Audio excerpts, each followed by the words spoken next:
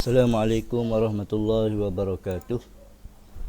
Alhamdulillah, kita teruskan pembelajaran kita hari ini dalam tajuk Perjanjian Hudaibiyah. Kita pergi sesa. Perjanjian Hudaibiyah ni apa dia maksud dia? Perjanjian Hudaibiyah ni perjanjian damai antara Rasulullah dan musyrikin Mekah. Tu perjanjian damai antara Rasulullah dan musyrikin Mekah. Kalau perjanjian Hudaibiyah tu maksud dia. Bila berlaku perjanjian Hudaibiyah? Bulan Zulkaidah tahun 6 Hijrah. Bulan Zulkaidah tahun 6 Hijrah. Okey.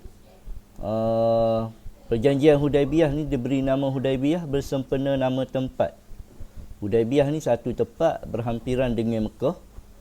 Nabi bergerak daripada Madinah bersama bersama orang Islam lain. Nak sampai di Mekah tu ada satu tempat nama dia Hudaibiyah, dan berlaku perjanjian tu di Hudaibiyah, maka letaklah nama perjanjian tu Perjanjian Hudaibiyah. Okey, selama mana orang Islam hok gi? 1400 umat Islam.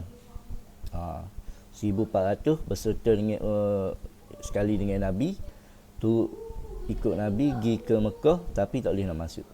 Okey, lagu mana keadaan dia? Dia berpakaian ihram dan berkepala botak. Dia berpakaian ihram supaya orang nak buat haji. Berpakaian ihram. Ihram ni supaya orang nak buat haji. Kita biasa tengok dalam TV orang duk tawaf Kaabah tu, hok pakai pakaian putih tu, tu pakaian ihram dan berkepala botak. Memang salah satu rukun buat haji kena cukup kepala ataupun kurang-kurangnya 3 helai rambut.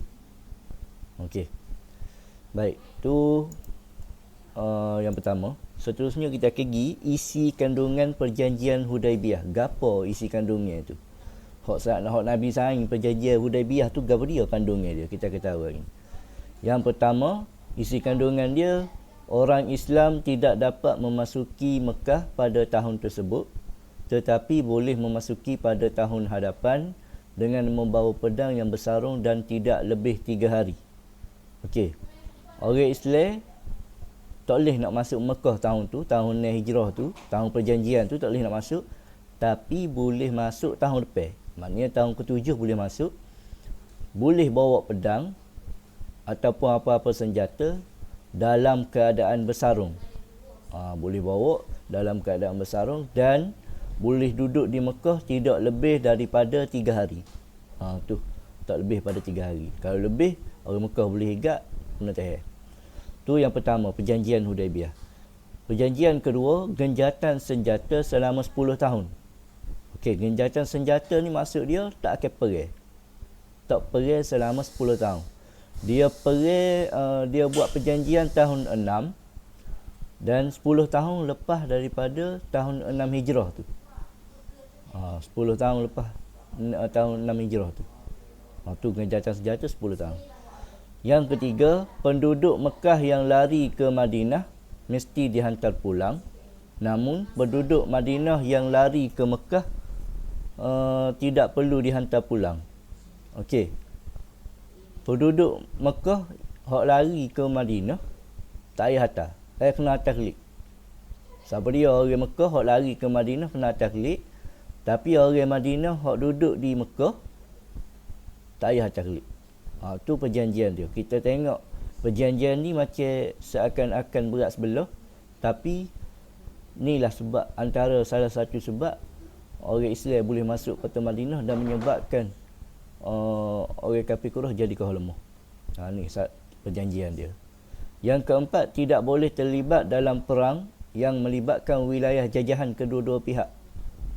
Ni kalau misalnya Madinah ada kawasan jajahan dia, kawasan luar pada Madinah tapi duduk bawah Madinah, bawah jajahan Madinah, orang Mekah tak boleh serai. Kalau orang Mekah serai, orang Madinah boleh serai Mekah. Supaya juga kawasan jajahan Mekah, orang Madinah tak boleh nak pergi serai. Tu dalam perjanjian Hudaibiyah. Akhir sekali kita akan pergi dalam tajuk hikmah perjanjian Hudaibiyah. Hikmah-hikmah ni, supaya sebelum ni lah kita tahu hikmah ni benda baik. Benda baik gapo dia berlaku daripada perjanjian Hudaibiyah. Yang pertama, syiar Islam berkembang. Jadi agama Islam kau berkembang sebab sebelum ni orang Islam tak boleh nak masuk kota Mekah. Tapi bila ada perjanjian Hudaibiyah, boleh masuk kota Mekah walaupun 3 hari sekalipun, tapi boleh masuk. Tu ada ruang untuk orang Islam nak masuk. Yang kedua, kehidupan masyarakat aman dan damai. Kalau sebelum ni, sebelum berlaku perjanjian Hudaibiyah, ada perang Badar, ada perang Uhud, ada perang Khandaq. Setiap kali perang tu maksud dia banyak kali perang tu maknanya tak aman dah tu. Kalau tak perang maknanya aman. Tu supaya kita duduk Malaysia ni, kita tak perang, maknanya negara kita ni aman. Okey, tu yang kedua. Yang ketiga, hikmah dia mengiktiraf Rasulullah dan negara Islam Madinah. Bila dia sign perjanjian tu, automatik dia iktiraf Rasulullah. Dia iktiraf Rasulullah sebagai pemimpin dan dia terima Rasulullah. Walaupun dia buai Rasulullah sebelum ni daripada Mekah, tapi kali ni dia iktiraf dalam perjanjian Hudaibiyah. Dan kita tengok kesan perjanjian Hudaibiyah. Yang pertama, kafir Quraisy semakin lemah. Orang Quraisy sendiri semakin lemah. Sebab apa? Sebelum ni dia kuat sebab kita tak boleh nak masuk kota Mekah. Tu. Dan salah satu sebab orang Islam boleh pergi kota Mekah sampai hari ini, salah satu sebab dia adalah sebab perjanjian Hudaibiyah. Sebab berlaku pembukaan kota Mekah ni sebab dia. Yang kedua, negara Islam Madinah ni semakin maju. Tak ada orang nak ganggu dah. Dulu perang sama, tak ada nak mikir bab ekonomi. Lah ni tak perang dah, jadi duduk tumpu kepada ekonomi. Jadi Madinah semakin maju.